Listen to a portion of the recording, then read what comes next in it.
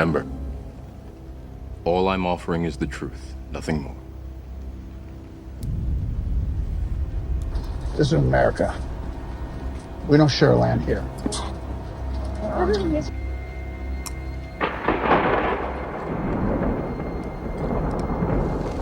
Follow me. All right, welcome to the guest portion of the show. On today's show, it's William Tiggle talking about Subject to Sales Today. William, welcome to the show. Did I say your name right there? Oh, it's Tingle, like the sensation. Hey, I can remember that. I'm terrible with names, so excuse me there. Oh, that's cool. That's no problem. I'm happy to remember my children's names. Listen, I know what you mean. So this has been a new thing since the interest rates have really gone up.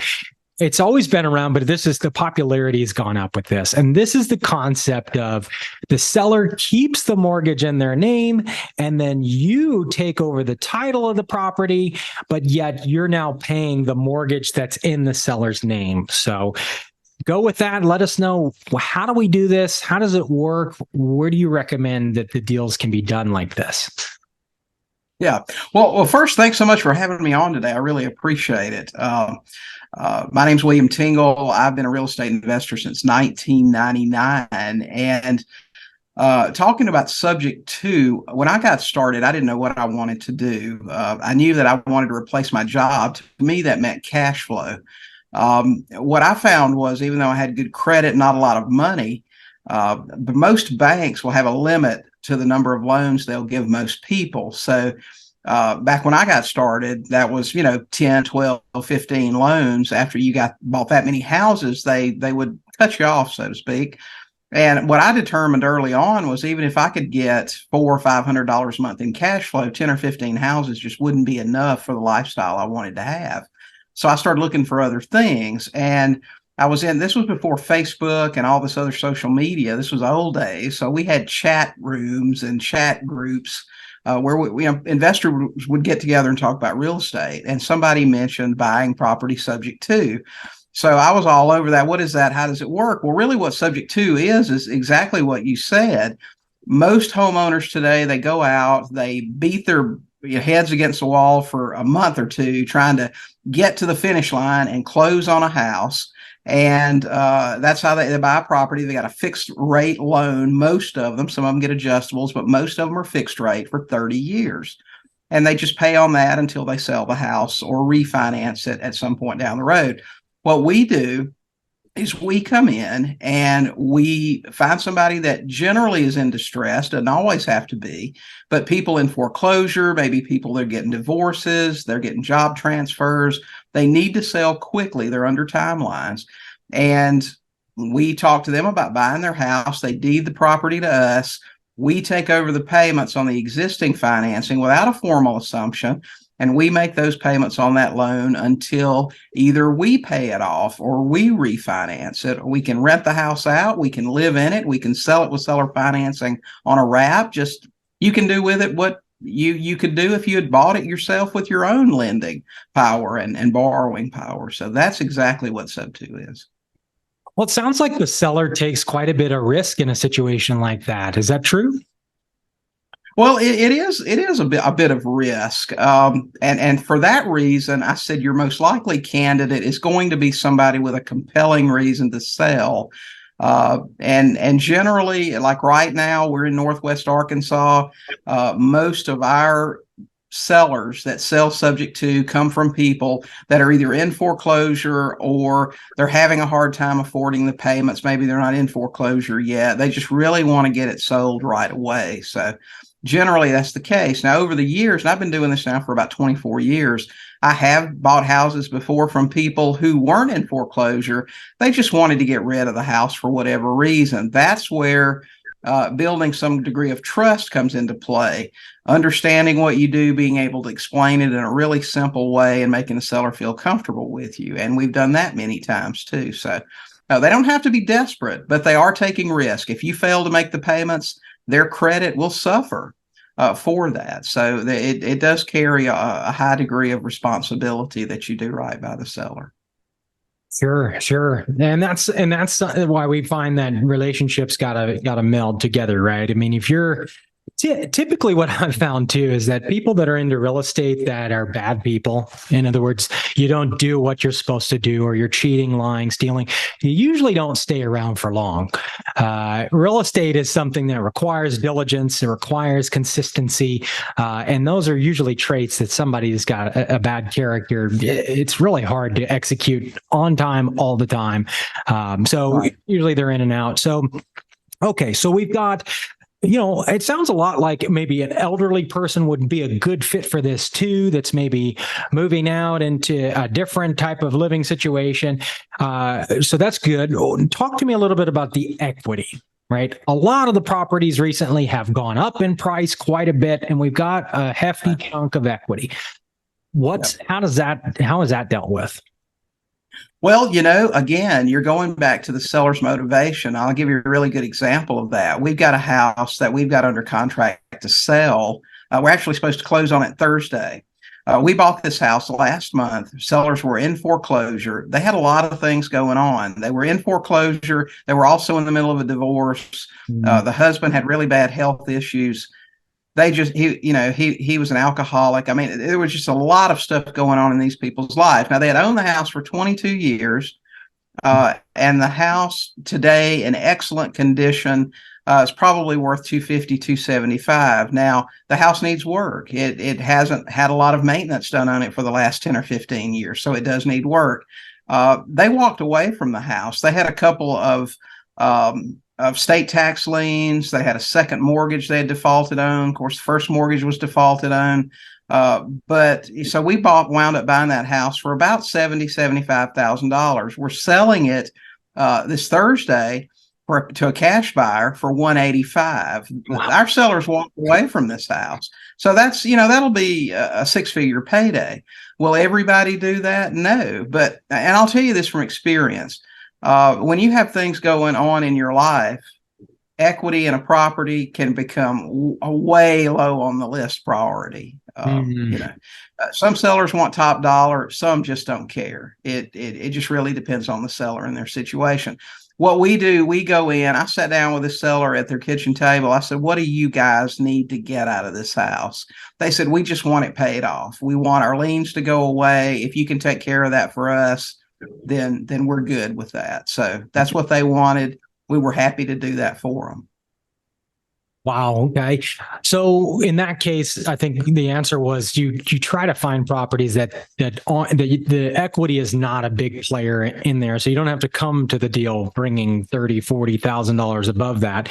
Now, how are you getting the bills? I mean, how do you get, obviously you're not letting the mortgage company know that you're now paying the bills. If you're thinking it's time to buy or sell a home in Central Oklahoma, why not work with a broker you already know and trust? The Oklahoma Real Estate Show was created by real estate broker Landon Witt to help you succeed. It's an award-winning, full-service, licensed real estate brokerage and property management service serving Central Oklahoma. You know that finding the right team in real estate is critical. The Oklahoma Real Estate Show is your boots on the ground with decades of combined experience and most of the team you already know and trust. What are you waiting for? Get started now at oklahomarealestateshow.com. That's oklahomarealestateshow.com. So how do you ensure that you're actually getting the bills? And if they change mortgage servicers, how do you know? Well, we don't go out of our way to hide anything from the lender. Generally, what we do is, first of all, we take title in a trust. Now, I take title in a trust whether I buy for cash or subject to. That's not specific to subject to, but we take title in a trust. So the seller deeds their property to a trust that we control, and then we change the mailing address and in care of for all the mortgage statements and everything to our address in care of us. We also log in online and change the contact information to our cell phones and our address. And this will be the So those are the down to do the deal. You're talking to the seller. Hey, what's your username, password, all that kind of stuff. Right. We collect those things and also get an authorization to release from our seller that lets us talk to the bank about their situation. We get added as a third party individual to that mortgage, so we can call the bank anytime and talk to them about whatever's going on. Nice. Are there any particular laws that you've run into that prohibit this kind of activity? Laws? Well, no. I mean, there are no laws barring buying subject to. There's nothing out there that I'm aware of, even today. Now, it's really funny, especially this cycle. I've only been through a couple of real estate cycles. I got started in 1999, so of course I was around for 2007. But I think we're heading into something else right now. And what I've seen this time around is everybody and their brother is an expert and a coach. And there's some really strange things being taught out there in seminar world about what to do. I'm afraid that after this next cycle, we're going to see a lot of defaults. People made a lot of bad deals. They're paying way too much money, and they're taking over debt that they're not going to be able to cover. We may see some legislation in the future. It wouldn't really surprise me. A lot like what they've done with wholesaling. A lot of states now require you to be a licensed agent to do it. To me, that's probably the most logical thing. You'll have to be a licensed agent to take over payments on property. That would be my expectation, because agents are all the experts. They know everything. Yeah. Well, we have our own internal issues there. Are you licensed? I am not. I've never had a license. Okay. I've always been able to get things done. Georgia, right? Is your home? You most of your business in Georgia, you said? I got started in Georgia. I'm currently in Northwest Arkansas. Okay. Yeah. Oklahoma in 2021, they made wholesaling illegal without a license. Mm-hmm. However, the way that legislation was written was basically a bill without teeth. It requires it, but it doesn't punish. The channeling for punishing is really weird. You basically, you have to have a victim. You have to have somebody that the crime has been done and they're pursuing justice, right? And a lot of those wholesale situations, well, the victim is usually, like you talk about, they've got a lot of other stuff going on than come after a wholesaler. So that's typically what we're seeing. Okay, so I mean, we've got inventory that's super, super low. I do see that. You mentioned some kind of next cycle and people defaulting. I see people defaulting to a degree because they made bad deals, right? They were assuming appreciation was going to continue forever, and they really were gambling, right? They weren't doing real estate deals; they were gambling. So I see those people, possibly going out of business, but there's still so much demand because there's not enough homes being built, because regulation has ensured that no new homes will be built affordably. It's nearly impossible now to build affordable housing that actually makes any kind of money that anybody would want to do it, other than some type of government organization, which is riddled with errors. So we really are in an interesting world. Okay, so I can hear our customers saying, but you didn't ask these questions. So what do you, let's ask you this first. What is the most common pushback you get when presenting this option to a seller? Well, the first thing you have to know is this isn't a solution for every seller. The first thing you want to do is have a conversation with the seller and try to find out what their situation is, what they need to accomplish. I don't just throw a sub-2 offer out to every seller that I meet. That doesn't make a lot of sense. If somebody's got a free and clear property, then they're either going to be a cash deal or a seller finance.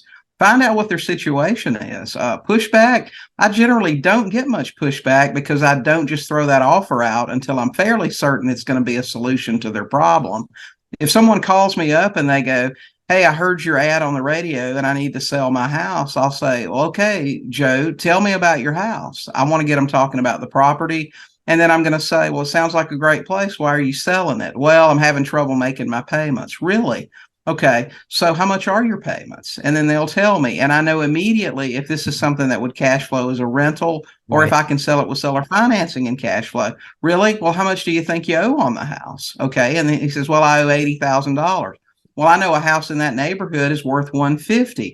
Okay, Joe, so you owe $80,000. You can't afford your payments. Are your payments current? Well, no, I haven't made my last two. Okay, I know right away this guy's in trouble. His options are limited right now. He's in a hurry. So my next question is probably just going to be, okay, Joe, what do you need to get out of this property? It's a very similar conversation that I had with a fellow a couple of months ago. And he said, well, if I could get he said $5,000. His wife behind him said, we want $7,000. Anyway, he said, if I can get $5,000, I would give it up. And I said, okay, well, tell you what, if I could give you $5,000, would you be okay with us taking over the payments? And he said, oh yeah. So there it is. Right. I didn't talk about subject to. And I offered him a solution was probably to the deposit to the new place or the trailer on Craigslist, the path to his next step. Sure. Right. Okay. So I accomplished a couple of things there. I learned about his situation. I learned if a subject to was even viable for him. And I asked him what he wanted. I was able to give him all those things. I solved his problem. He was happy, and I was happy to buy a house. The actual numbers on this deal were we bought the house for $102,000, and we've got it under contract to sell next month to close. We're selling it for $185,000. Wow. So that's another really good deal. Right. Yeah. But he wanted $5,000. Right. Well, you have not because you asked not, right? Right. I mean, what could I have offered him? I'll give you another example. This isn't a sub two, but we had a lady call us. I don't know. I guess it's been 2 or 3 months ago now, and she had moved. She actually moved to Oklahoma from here, from Springdale. And she bottom line on the house was she didn't want to have to drive over here and mow the grass. It was a little rental property. And I said, well, what have you got to have for this house? Because I knew it was worth about $200,000. I said, what have you got to have for this house? She said, well, I got to tell you, I'm going to need $40,000. Right. And I knew right away just from talking to her and looking it up on Zillow and all that I could probably comfortably offer her $80,000 or $90,000 and would have been prepared to pay that for cash. Because she didn't know anything on the house. But instead of doing that, I said, what do you need to get? And she said, $40,000. And I said, I think I can do that. Right. So and it's all about giving. Right. It's meeting the need. And you hear that discussion with the wholesaler verbiage. You know, I've watched other Facebook reels and that kind of thing. And they do say that quite often. That is kind of the flag of that industry is like, hey, you know, meet the need, right? Meet the need, you know, and they're helping people meet the need every day. We kind of get, once we get licensed, we kind of get stuck in this sandwich of, and this is what I tell our agents is, you know, whoever calls you first is who you're working for, right? So, you know, the buyer calls you and wants you to find properties. Well, you're working for the buyer, right? If the seller calls you out to a property and wants your opinion, well, now you're working for the seller. So just as long as you got that part clear, go on, have fun, do what you do best, but just know who you're working for. And as a wholesaler that's unlicensed, well, you're working for the best interests of your business. And that's clear and that's fair rights. That's why we tell the general public, like, look, you know, get multiple offers or whatever you want to do. And if they don't want to, well, obviously, like you said, it's equity is not important to them. And that's perfectly legal to lose money, you know, to leave money. Yeah, that's for sure. You know, it's not the important thing to remember. Yeah. The really important thing to remember about this business is it's rarely about the house. It's about the seller and what's going on in their life. Now, the house comes into play when you have to determine what you can afford to pay for it and it be profitable. Right. But in the initial analysis, it's about the seller. Well, and that's why I was going to say, before rookies listening to this go out and head out to try to do these deals, remember that seller probably knows a lot more about that house than you do. And there could be, as you've probably come across many times in your career, situations that are probably a lot more expensive than you think. So knowing that going into the deal, you know, the deals you talked about have very large margins. We're not always that fortunate. Some of the margins are pretty narrow, where big mistakes like foundation or some type of plumbing leak in the slab and things like that can destroy a deal. And so we have to be careful, remembering that, yes, this desperate seller has a situation, probably a track record of making decisions that are poor, such as hiring the wrong handyman to fix electrical components and things that could damage mortgage the property. So I think once you're taking that into consideration, so as narrow as the margin gets, the more you got to be precise. This is not gambling. Right. You want to gamble? We have plenty of casinos here you can gamble at. Real estate should not be a gamble. There's a risk right. you take, but not gambling. Gambling means if the day you buy the deal, you hope tomorrow it will be a good deal. No, we do deals that today make sense. You mentioned cash flow. Today, they need to make sense, right? Or else you don't do the deal, right? Have you ever done a deal that doesn't make sense at all, and then you hope it'll make sense later? Have you ever done those deals? No, I'll tell you, and that's what my students will tell you. That's the main word we talk about in our coaching group, certainty. I'm not buying it if I don't know I'll make money. And, it's just like these deals we talk about that have $100,000 cushion. If my buyer says, hey, I want a termite letter, okay, I don't have to worry about sending the termite guy out, because if he finds a problem, there's plenty of room there to cover it. If it were really tight and I only planned on making $10,000, there might be a problem. Sure. Well, I want to treasure your time. In closing, from your position right now, with all the deals you're doing, all the people you're talking to, what's your prediction? I know this is crazy, but for, let's say, the next 24 months. Well, a prediction is gosh, I broke my crystal ball a long time ago, so I don't know how accurate this is going to be. What we see happening right now is interest rates. Everybody says, well, rates are going to go down. Rates are going to go down. I don't think they're going to. I think they're going to stay where they are, or they just went up again last week. So I don't think that relief is coming for any buyers.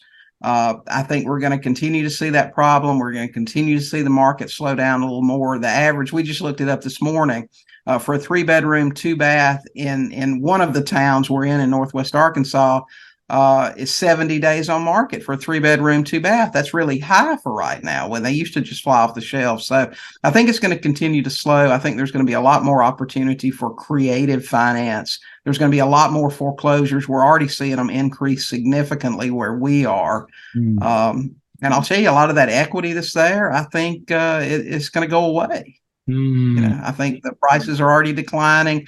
But remember, real estate is local. It really is. The same thing that's happening here may not be happening in New Orleans, Louisiana, or over in Oklahoma where you are.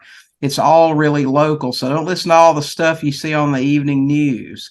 It doesn't necessarily reflect what's happening where you are. I think we're going to have a lot more opportunities for creative finance, though.